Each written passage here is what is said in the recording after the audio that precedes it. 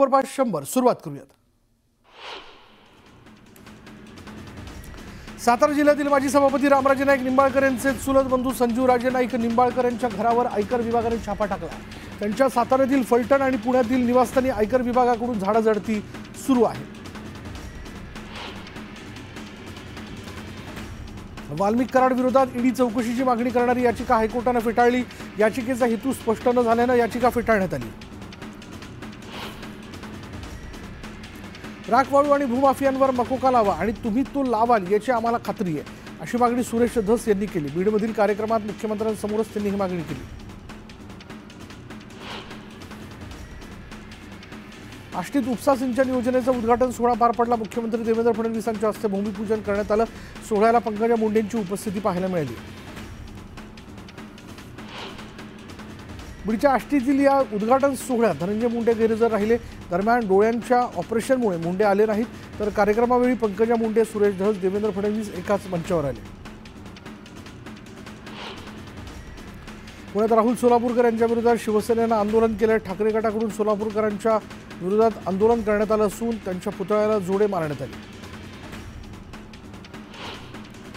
शिवरायांबाबत केलेल्या विधानानंतर राहुल सोलापूरकर यांच्या विरोधात शिवप्रेमी आक्रमक झालेत। पुण्यात राहुल सोलापूरकर यांच्या घराबाहेर पोलीस बंदोबस्त वाढवण्यात आला।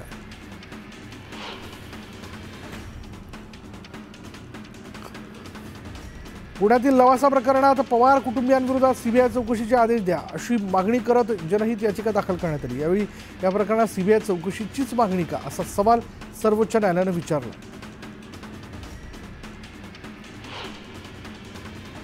धाराशिवमधील तुळजाभवानी मंदिरात भक्तांसाठी ड्रेस कोड लागू करण्याबाबत मंदिर संस्थान सकारात्मक आहे। ट्रस्टची बैठक घेऊन निर्णय घेणार असल्याची माहिती जिल्हाधिकाऱ्यांनी दिली आहे। ड्रेस कोडची मागणी मंदिर महासंघाने केली आहे। एकनाथ खडसे सत्तापिपासू झाले, जिकडे सत्ता तिकडे जाण्याचा ते प्रयत्न करत असतात, अशी जोरदार टीका आमदार चंद्रकांत पाटील यांनी केली। सत्तेतून मालमत्ता मिळवत आपलं दुकान चालू ठेवण्याचाही खडसेंचा प्रयत्न असल्याची टीका पाटलांनी केली।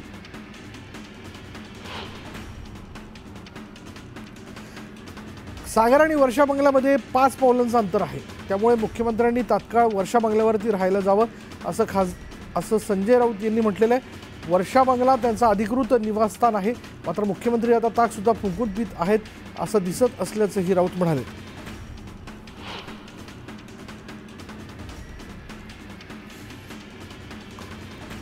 एकनाथ शिंदेंचं सरकार अंधश्रद्धेतून निर्माण झालं, आता फडणवीसांचं सरकार ईव्हीएम घोटाळ्यातून निर्माण झालं। महाराष्ट्राचं मंत्रिमंडळ म्हणजे सगळ्या वेड्यांचा बाजार आहे, अशी टीका खासदार संजय राऊत यांनी केली।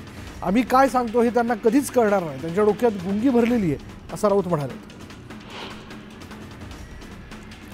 बीड परभणी प्रकरणातील सर्वच माहिती मुख्यमंत्र्यांना आहे। सरकार सत्य लपवतंय, सातत्यानं आरोपींना पाठीशी घातलं जातंय, अशी टीका जी आहे काँग्रेस नेते नाना पटोलेंनी केली आहे। मुख्यमंत्री देवेंद्र फडणवीसांच्या भेटीनंतर एकनाथ खडसे जळगावात दाखल झालेत। फडणवीसांसोबत कोणतीही राजकीय चर्चा झाली नाही, मतदारसंघातील विकास कामांबाबत चर्चा केली, असं स्पष्टीकरण एकनाथ खडसेंनी दिलं।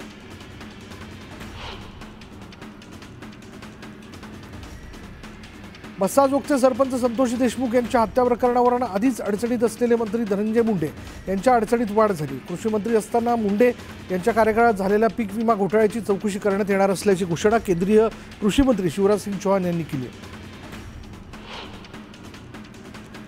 मंत्री धनंजय मुंडे यांच्या विरोधात मुंबई हायकोर्टाच्या औरंगाबाद खंडपीठात याचिका दाखल करण्यात आली। मंत्री मुंडे यांनी परळी विधानसभा मतदारसंघातून आमदारकीच्या निवडणुकीसाठी उमेदवारी अर्ज दाखल करताना शपथपत्रात अनेक बाबींची माहिती दडवल्याचा आरोप करण्यात आला। या निवडणूक याचिकेवर 20 फेब्रुवारी रोजी पुढील सुनावणी होणार आहे।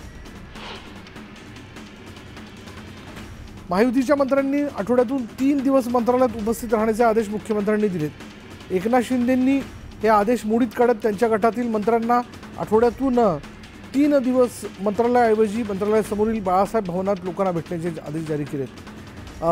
त्यामुळे महायुतीमधील बेबनाव पुढे आला। नितीन राऊत काँग्रेसचे नवे प्रदेशाध्यक्ष होतील अशा चर्चा सुरू झाल्यात। दिल्ली विधानसभा निवडणूक आटोपताच काँग्रेसकडून याबाबत घोषणा केली जाईल अशी माहिती सूत्रांनी दिली। प्रदेशाध्यक्ष पदासाठी वर्षा गायकवाड आणि नितीन राऊत यांची नावं चर्चेत आहेत।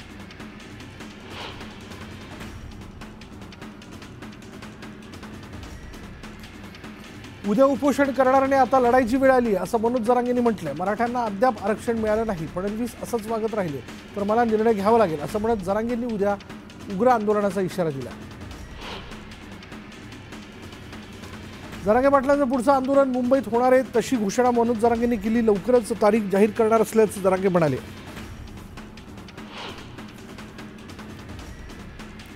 मराठा आंदोलक मनोज जरांगे पाटलांना छत्रपती संभाजीनगरच्या गॅलेक्सी रुग्णालयातून डिस्चार्ज देण्यात आलाय।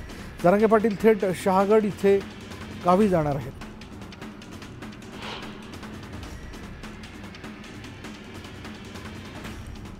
धाराशिवमधील सोयाबीन खरेदी केंद्रावर 5 दिवसांपासून रांगा लावूनही खरेदी होत नसल्यानं शेतकरी संतप्त झालेत। संतप्त शेतकऱ्यांनी तुळजापूर, सोलापूर आणि लातूर महामार्गावर रास्ता रोको आंदोलन केलं।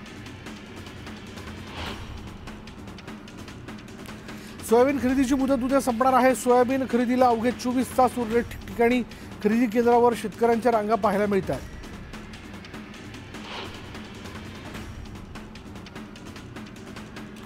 धाराशिवमध्ये सोयाबीन खरेदी केंद्राच्या कारभारावर शेतकरी संतप्त झालेत। संतप्त शेतकऱ्यांनी तुळजापूर, सोलापूर, लातूर महामार्ग अडवून धरला।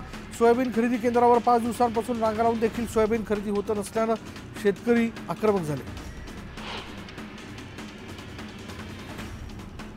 राष्ट्रवादी काँग्रेसचे नवनियुक्त आमदार शंकर मांडेकर यांची मूळची चक्क हत्तीवर बसून मिरवणूक काढण्यात आली, तर दुसरीकडे मिरवणुकीसाठी हत्ती वापरल्यानं आयोजकांवर कारवाई करण्यात आली। मध्य प्रदेशमधील पेंच व्याघ्र प्रकल्पात रानडुकराची शिकार करायला गेलेला वाघ डुकरासह विहिरीत पडला।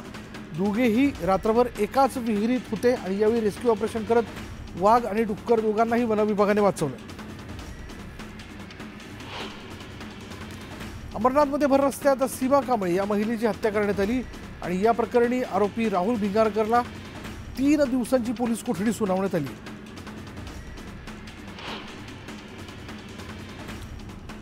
पुण्यात वाहनांच्या तोडफोडीचं सत्र सुरूच आहे। पुण्यातील बिबवेवाडी या परिसरातील तब्बल 50हून अधिक 4 चाकी आणि दुचाकी वाहनांची तोडफोड करण्यात आली।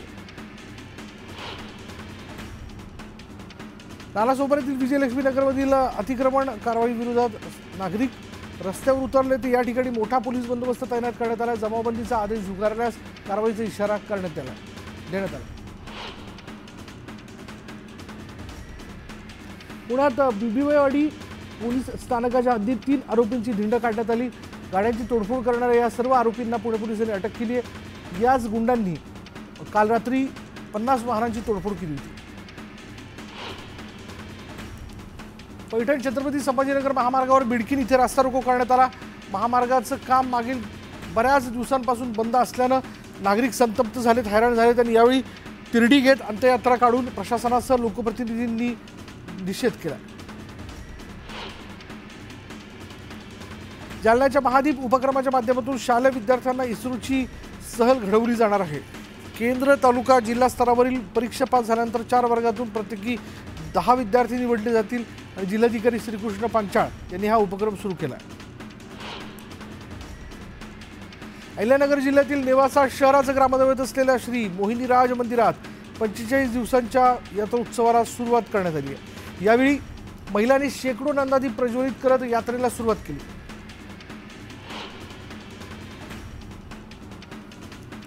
रत्नागिरीच्या हरणे गावात 4 किल्ल्यांच्या बुरुजाची प्रवेशद्वाराची पडझड झाली होती। दरम्यान या किल्ल्याच्या डागडुजीचं काम युद्ध पातळीवर सुरू आहे, त्यामुळे समाधान व्यक्त होतं।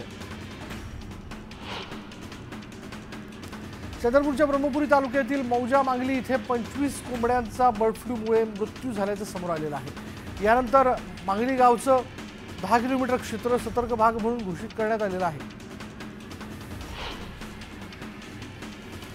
रत्नागिरी जिल्ह्यातील मंडणगड तालुक्यातील बॉक्साईड मायनिंग खाणीवरून ओव्हरलोड वाहतूक करणाऱ्या डंपरवर आरटीओकडनं कारवाई करण्यात आली आहे। आरटीओच्या कारवाईमुळे डंपर चालकांना चांगलाच चाप बसला।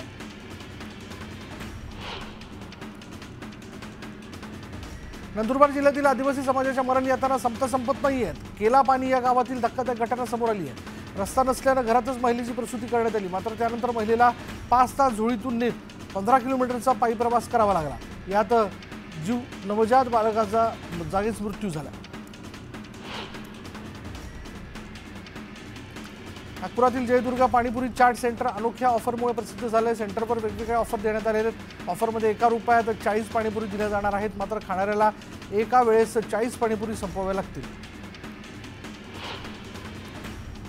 आगामी कुंभमेळ्याच्या पार्श्वभूमीवर नाशिकच्या गोदाघाट परिसराचा विकास करण्यासाठी शेकडो बाजार बंद करून गणेशवाडी मंडईमध्ये हा बाजार स्थलांतरित करण्याच्या सूचना पालिका प्रशासनाने दिल्यात। पालिकेच्या या निर्णयाविरोधात गोदाघाटावर व्यवसाय करणाऱ्या व्यावसायिकांनी पालिकेच्या या निर्णयाला विरोध दर्शवला।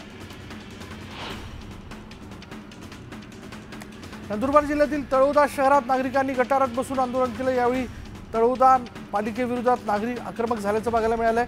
पालिकेच्या दुर्लक्षामुळे शहरात पसरलेल्या घाणीच्या साम्राज्याकडे लक्ष देण्यासाठी नागरिकांनी आंदोलन केलं। बुलढाणा जिल्ह्यातील चिखली तालुक्यातील पेन सावंगी इथल्या एका 38 वर्षीय महिलेनं विहिरीत उडी मारत आत्महत्या केली। आत्महत्येचं कारण अद्यापही अस्पष्ट आहे। पोलिसांकडून अधिकचा तपास सुरू आहे।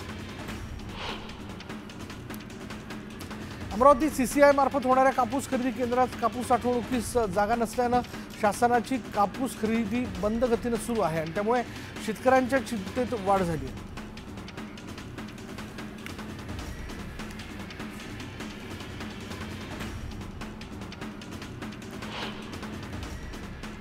आणि एक ब्रेकिंग न्यूज अशी की आदित्य ठाकरेंवर गंभीर आरोप करणाऱ्या याचिकेवर उच्च न्यायालयात काही प्रश्न म्हणजे गंभीर प्रश्न जे ते उपस्थित करण्यात आले। दिशा सलियन मृत्यू प्रकरणी आदित्य ठाकरेंना ताब्यात घेऊन चौकशीची गरज काय असा प्रश्न विचारण्यात आला। या मुद्द्यावर 2 आठवड्यात गुणवत्ता आधारावर पटवून देऊ असं न्यायालयाने म्हटलेलं आहे। मुंबई उच्च न्यायालयाकडून याचिकाकर्त्यांना 2 आठवड्यांची मुदत देण्यात आली आहे। तर शिवसेना ठाकरे गटाचे नेते आदित्य ठाकरे यांनीही या प्रकरणी हायकोर्टात याचिका दाखल केली। अधिक तपशील आपण जाणून घेणार आहोत। आमचे प्रतिनिधी प्रशांत बाग आता एक क्षणाला आपल्याबरोबर। प्रशांत, या याचिकेच्या विषयाला घेऊन न्यायालयाने नेमकं काय म्हटलंय? मुळात सगळ्यात महत्त्वाचा मुद्दा हा आहे की आदित्य ठाकरे यांच्यावर दिशा सलियन मृत्यू प्रकरणात अत्यंत गंभीर आरोप केलेले आहेत। ठीक आहे, त्या ठिकाणी तपासामध्ये लोकेशन त्या ठिकाणी त्यांचं लोकेशन शोधण्याची मागणी वगैरे या सगळ्या केल्यात आणि सीबीआय चौकशीची मागणी केली आहे। ताब्यात घेऊन त्यांची चौकशी करा, अनेक वेगवेगळ्या प्रकारचे आरोप आदित्य ठाकरे यांच्यावर याचिकेतनं केलेले। आणखी त्याच याचिकेवर त्याच आरोपांना हस्तक्षेप करण्यासाठी म्हणून आदित्य ठाकरे यांनी सुद्धा हस्तक्षेप याचिका सादर केली आणि तिच्यावरही सुनावणी झाली। सुदीप पाचबुला यांनी जोरदार युक्तिवाद केला। खरं तर या प्रकरणामध्ये आदित्य ठाकरे यांच्या विरोधात गंभीर आरोप करून त्यांना खरोखर चौकशीसाठी ताब्यात घेऊन त्यांची चौकशी करण्याची आवश्यकता आहे का? मुख्य न्यायमूर्ती आलोक अधारे यांनी हा स्वतः सवाल उपस्थित केला। गुणवत्तेच्या आधारावर आम्हाला हे पटवून द्या की आदित्य ठाकरे यांना खरोखर ताब्यात घेण्याची आवश्यकता आहे, आणखी चौकशी करण्याची आवश्यकता आहे। हे सुद्धा खडे बोल उच्च न्यायालयाने सुनावले। मुळात जी PIL आहे म्हणजे जनहित याचिका आपण ज्याला म्हणतो किंवा फौजदारी जनहित याचिका, या याचिका ज्या कोर्टात येतात त्या अधिकतम याचिका या पूर्वग्रह दूषित असतात का असाही प्रश्न यातून उपस्थित झालेला आहे। गैरच वेगळ्या प्रकारचे सेल्फ इंटेन्शन असतात का, प्रीमॅच्युअर याचिका असतात का असाही प्रश्न उपस्थित झाला आहे। विनाकारण कोणावर बोट ठेवणं हा सुद्धा प्रश्न याच्यातनं उपस्थित झाला आणि याचमुळे आजच्या सुनावणीत जर का बघितलं तर आदित्य ठाकरे यांच्या विरोधात दाखल याचिकेवर जी सुनावणी झाली कुठेतरी आदित्य ठाकरे यांना कायद्याचा दिलासा मिळतोय असं एकंदरीत चित्र आज सुनावणी दरम्यान दिसून आलं। गुणवत्तेच्या आधारावर तुम्ही पटवून द्या की आदित्य ठाकरे यांची खरोखर ताब्यात घेऊन चौकशी करण्याची आवश्यकता आहे का? बॉल शेवटी याचिकाकर्त्यांच्या कोर्टात मुख्य न्यायमूर्तींनी टोलावलेला आहे। 2 आठवड्याची त्यांना मुदत दिली आहे। आता बघूयात आता यापुढे नेमकं काय घडते। प्रशांत, धन्यवाद या सगळ्या आतापर्यंतच्या माहितीबद्दल।